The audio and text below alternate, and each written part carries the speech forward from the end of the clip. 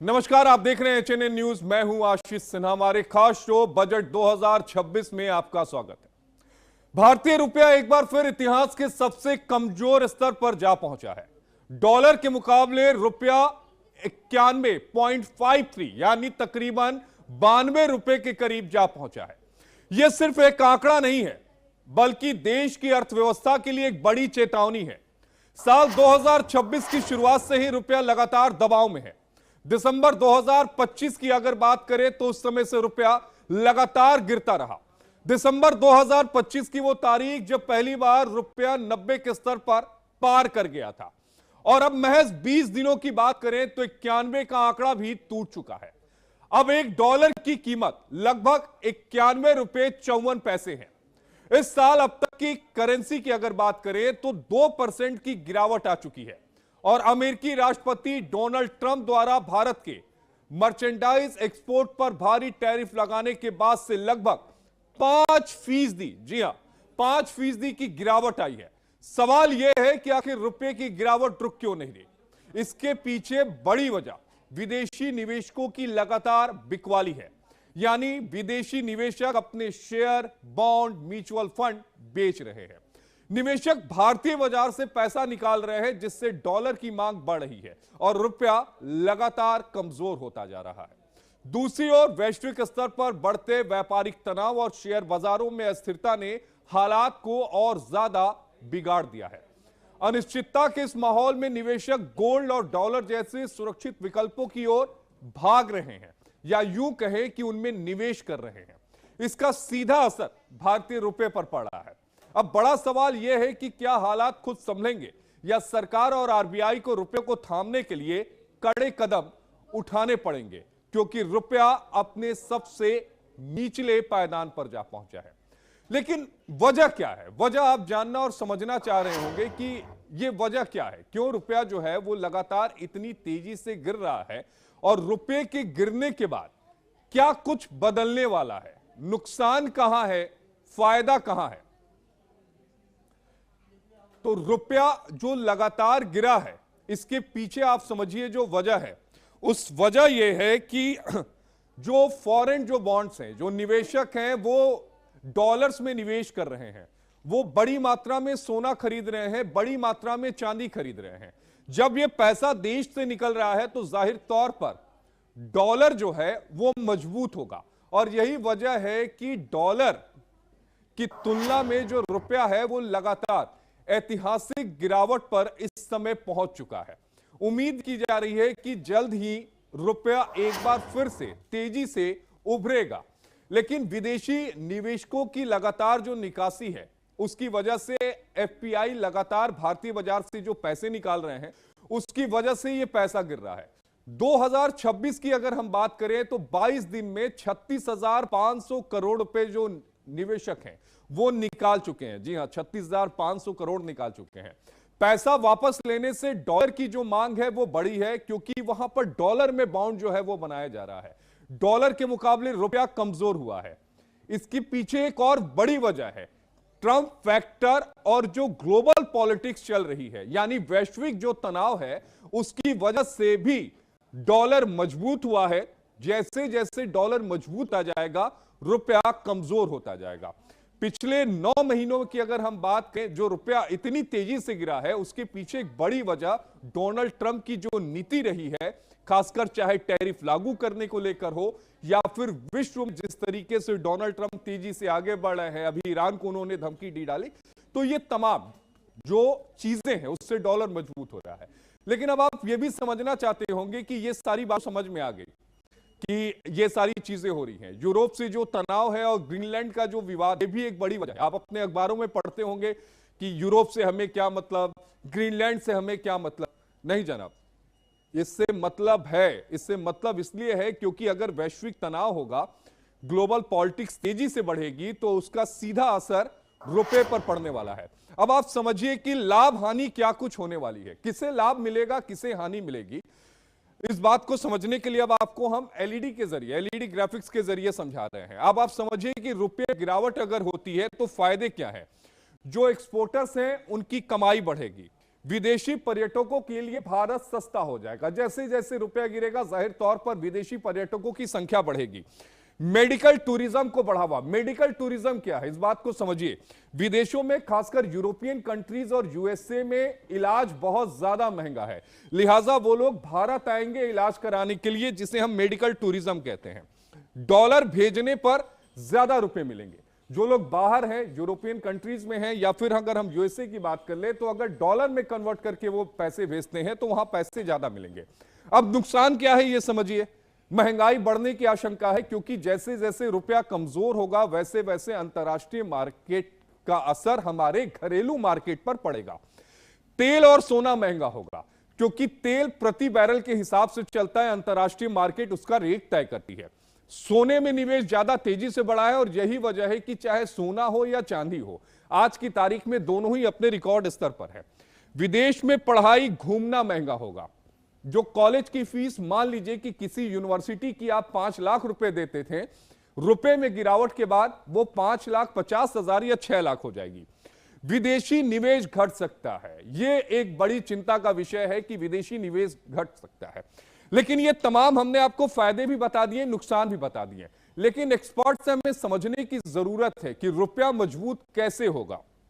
हम इसमें तेजी से आगे बढ़ रहे हैं, हम विकसित देश की तरफ आगे बढ़ रहे हैं, लेकिन क्या ये नुकसान की भरपाई हम जल्द कर पाएंगे? क्या हम जर्मनी को, जो हमने लक्ष्य रखा है कि 2027 में पीछे करके दुनिया की तीसरी सबसे बड़ी अर्थव्यवस्था बन जाएंगे, क्या हम वो कर पाएंगे? इसके लिए हमारे साथ दो खास मेहमान हैं, दो अर्थशास्त्री हैं, जिनके पास मैं आपको लेके चलूंगा। आपने फायदे और नुकसान को समझ लिया, और मैं आपको सीधे अनिल जैन जी के पास आपको लेकर चलूंगा। अर्थशास्त्री हैं Anil ji. Can you hear me? आपको आवाज आ रही है? Yes, I can hear you sir. Okay. Anil ji, एक बड़ा सवाल ये उठता है कि ये लगातार जो रुपया गिर रहा है, इससे कितना नुकसान होगा? अभी आपने जो कुछ बात कही, और मुझे लगा कि आप पूरा का पूरा जो रुपया गिर रहा है उसका ठीकरा ट्रंप के ऊपर फोड़ रहे हो। मुझे नहीं लगता कि ये उचित है। रुपया कोई पिछले 2 महीने में या 3 महीने में या साल भर में नहीं गिरा। अगर आप हिस्टोरिकली देखो तो आप गो बैक टू 1947, जिस समय रुपया केवल 3 रुपए में $1 मिला करता था। सर 3.47 था ना सर उस समय, शायद 3 रुपए में $1 मिला करता था 1947 में। और उसके बाद अगर सीधे आते हैं तो 2014 पे एक लैंडमार्क ईयर पे आते हैं। उस समय 2014 में $1 मिला करता था 60 रुपए का। अब आप देखिए इन 67 सालों में जो रुपए का डेप्रिसिएशन हुआ हर साल 85 पैसे, आप मान लीजिए कि 67 सालों में हर साल 85 पैसे का डेप्रिसिएशन हुआ। 2026 में डॉलर हो गया 92 रुपए का। इन 12 सालों में अगर आप लगाएं तो अगर आप डिवाइड करते हैं तो एक साल में $2.66 का डेप्रिसिएशन हो रहा। तो ये कोई अभी 2-3 महीने की बात नहीं है, ये कंटिन्यूअसली डिवैल्यूएशन हमारा हो रहा है 1947 से। अभी इन हाल के वर्षों में ये थोड़ी इसकी डिवैल्यूएशन की स्पीड बढ़ गई है। तो आई थिंक ये जो हम ट्रंप से तुलना करने की या ट्रंप को उसमें डिवैल्यूएशन में डालने की कोशिश कर रहे हैं, ये सर्वथा अनुचित लगती है मेरे को, क्योंकि ये डिवैल्यूएशन हमारा एक कंटिन्यूअसली ट्रेंड रहा है और इसके भी कई कारण है। अच्छा, एक चीज और भी बता दूं, डिवैल्यूएशन होता अगर इस तरह से तो पूरे वर्ल्ड के लिए होता। बहुत सारे ऐसे कंट्री हैं जो जिनकी करेंसी एप्रिशिएट कर रही है, और जनरली बहुत सारे ऐसे कंट्री है जहां पे 10 से 15, इवन एक स्विट्जरलैंड की करेंसी है वो 20% एप्रिशिएट कर गई, मैक्सिको 15% एप्रिशिएट कर गई है, साउथ अफ्रीका 14% एप्रिशिएट हुई है एक साल के अंदर, यूरो 14% एप्रिशिएट हुई है। ये बहुत सारी करेंसियां एप्रिशिएट हुई है डॉलर के अगेंस्ट में। तो ट्रंप का तो इफेक्ट सब नहीं, जगह आप कहीं कह ना रहे हैं कहीं अनिल जैन जी की करता है। ट्रंप का कोई भी इसमें भूमिका नहीं है, ट्रंप ने जो फैसले लिए तो उससे अपन कोई असर ट्रंप नहीं को पड़ा। नहीं कंसीडर करें, ये हमारे इंटरनल फैक्टर्स हैं, मैं आपको उसको बारे में बता रहा हूं। इसी तरह से कुछ कंट्री है जैसे जो हमारे साथ में जिनको डेप्रिशिएट हो रही है, जैसे पाकिस्तान है 40% डेप्रिशिएट कर गया है, टर्की, अर्जेंटीना, वेनेजुएला वगैरह है। बट इनके रीजन समझने की जरूरत है कि ये डेप्रिशिएशन क्यों हो रहा है। सबसे पहला तो डेप्रिशिएशन क्यों होता है कि जब आप डेफिशिएट फाइनेंसिंग करते हैं, आपकी आय कम है, खर्चा ज्यादा है। 1950 में 3% डेफिशिएट फाइनेंसिंग थी, और 2025 में 4.7 से लेके 5% डेफिशिएट फाइनेंसिंग कर रहे हैं। इन सालों में, 75 सालों में, जब से आपको आजादी मिली है, आपकी इकोनॉमी डेफिशिएट फाइनेंसिंग पे चल रही है, नंबर एक। दूसरा क्या है कि जो ट्रेड बैलेंस है वो आपका हमेशा एडवर्स रहा है, हमारे एक्सपोर्ट कम रहते हैं और इंपोर्ट्स ज्यादा रहते हैं। इस साल वो जाके बहुत ज्यादा बढ़ गया है। इस साल ट्रेड का गैप जो है 285 बिलियन यूएस डॉलर का हो गया है। पिछले साल ये 240 बिलियन डॉलर का था। तो जब ट्रेड गैप जाएगा, इसका मतलब डॉलर की डिमांड आपके देश में ज्यादा है, और जब डॉलर कोई भी चीज की डिमांड ज्यादा होगी तो उसकी वैल्यू नेचुरली बढ़ेगी, चाहे वो सोना हो चाहे डॉलर हो। इसी नहीं, तरह से लेकिन हमारी अनिल जैन जी, आप चूंकि डेटा यहां पर बता रहे थे, 2012 में अगर मैं बात करूं तो डॉलर तकरीबन 50 के करीब था अगर रुपए की तुलना में, लेकिन 2026 में 92 कैसे हो गया? मैं उसी के ऊपर आ रहा हूं। हाँ। वही बात मैं कह रहा हूं, आपकी डॉलर की वैल्यू कैसे डिसाइड होती है? डॉलर की वैल्यू डिसाइड होती है डिमांड से। आपकी डिमांड कितनी है और सप्लाई कितनी है। आज अगर हमारा ट्रेड बैलेंस है, अगर हमारा एक्सपोर्ट नहीं है, तो हमारे को डॉलर कहां से लेके आएंगे? आप उधार लेके आएंगे। और यही काम हमने किया। हमारा 2014 के अंदर जो उधार था 50 लाख करोड़ का था।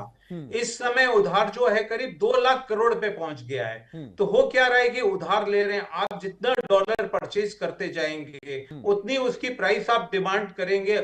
और डिमांड एंड सप्लाई का खेल है ये करेंसी वैल्यूएशन, और कुछ भी नहीं है। जितनी आपकी डिमांड ज्यादा होगी, पीछे से सप्लाई का, यही अगर आपके एक्सपोर्ट ज्यादा होते और इंपोर्ट कम होता तो डॉलर अवेलेबिलिटी आपके पास कहीं ज्यादा अच्छी होती, आपकी करेंसी अप्रिशिएट करती।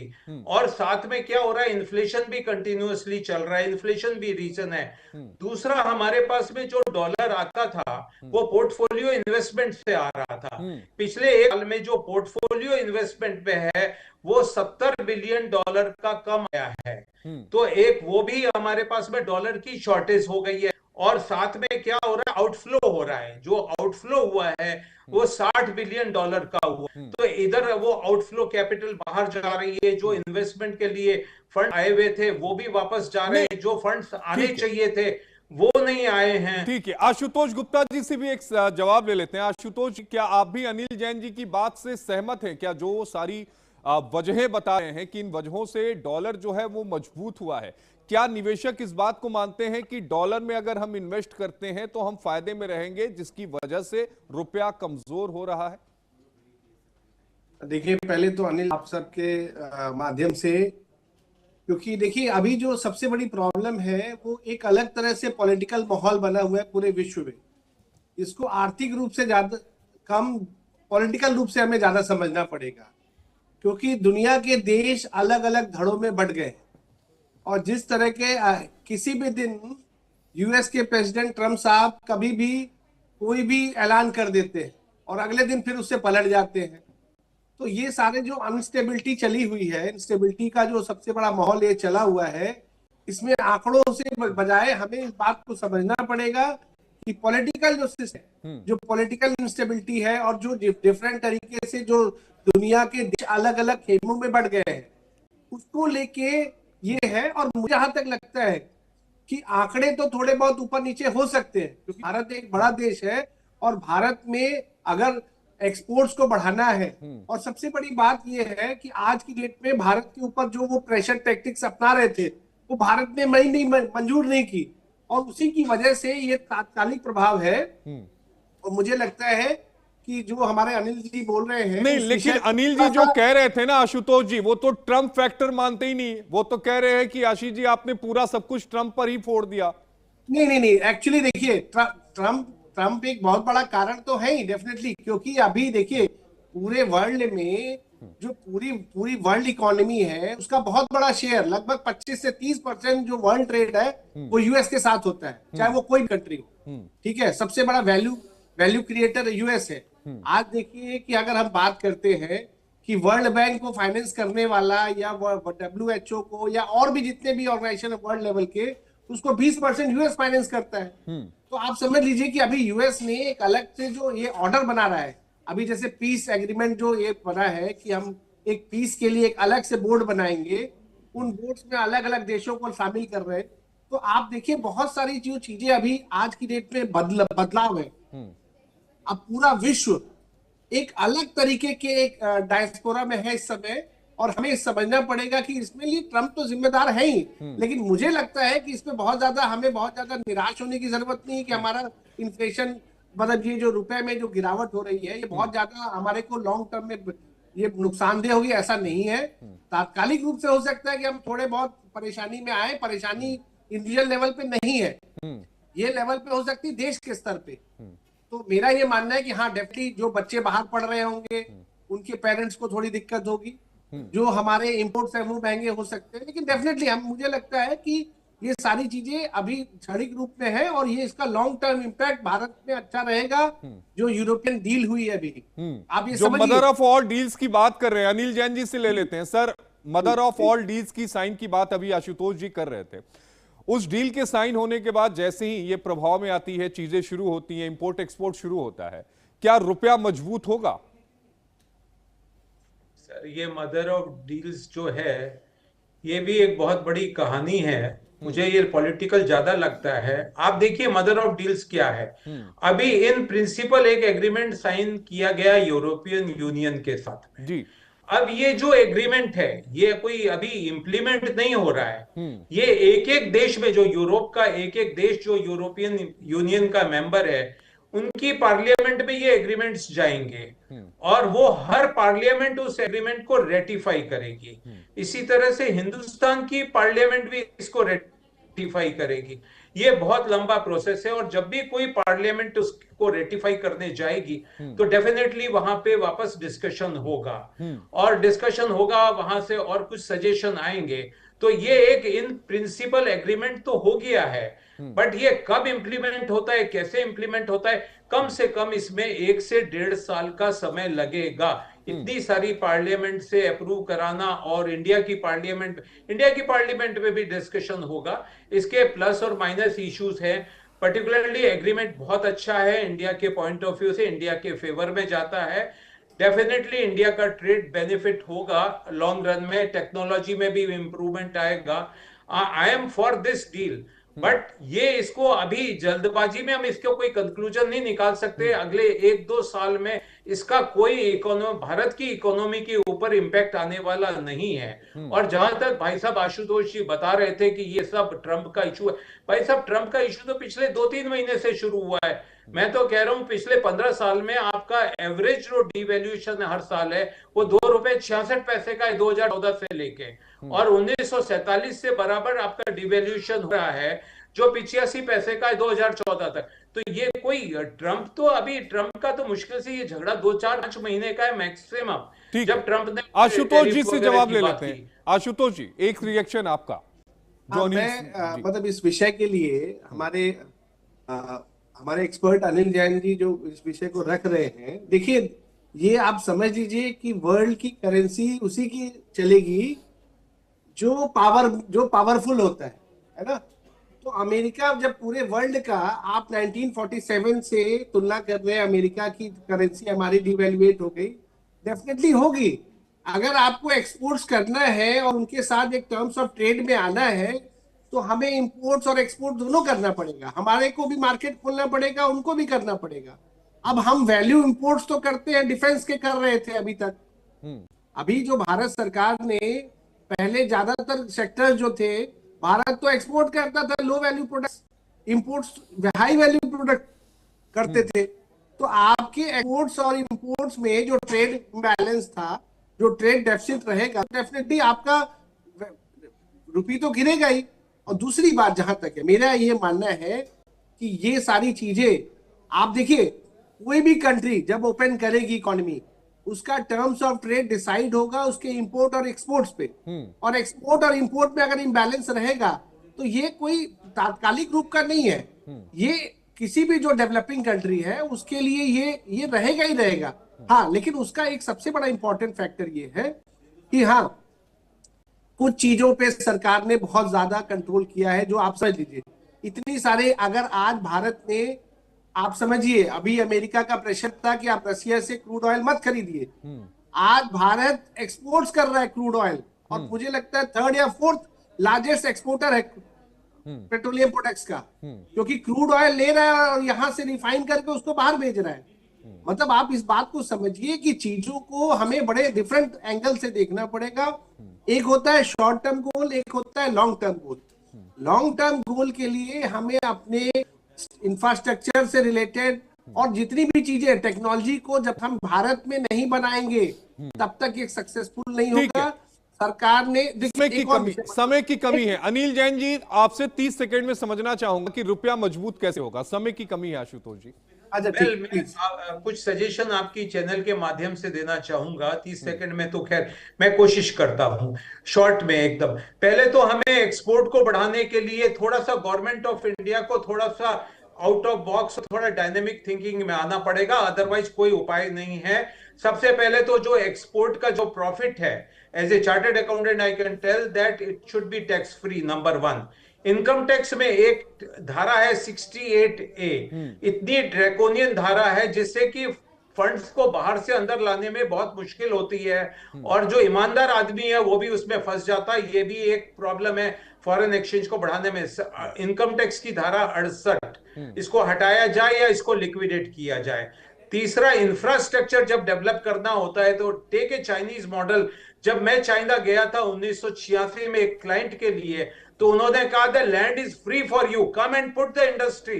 1 घंटे में मेरे को पूरी की पूरी, मेरे को फैक्ट्री की लैंड मिल गई, मेरे को बैंक अकाउंट खुल गया, मेरे जितने लाइसेंसेस थे 1 घंटे में एक टेबल पे चाइना में मिले थे 1986 में। I went for a client to Canton, and वहां पे कैंटन में एक टेबल पे मेरी मीटिंग हुई। तो यहाँ पे इसी तरह से कम गवर्नमेंट बाहर से जो इंडस्ट्री वाले आए, have a big heart and give them a land free. ठीक है Ashutosh ji, 30 second wind up करूंगा please. Ashutosh ji 30 second. Sir एक और मैं बिल्कुल सहमत हूं अनिल जैन जी से, क्योंकि ये सारे इश्यूज जो है ये भारत के लिए बड़ा इंपॉर्टेंट है। और भारत के जो एनआरआईज है, जो भारत के बाहर के लोग हैं, जो सबसे बड़ी बात करें, जो हमारे यहाँ पे एक इनकम जनरेशन, जो रेमिटेंस जो भेज सकते हैं, अगर उसमें थोड़ा सा सरकार ध्यान दे और कोशिश करे कि हम अपने एक्सपोर्ट्स को, जो अभी सर ने भी बोला है, ये विषय बहुत इंपॉर्टेंट है।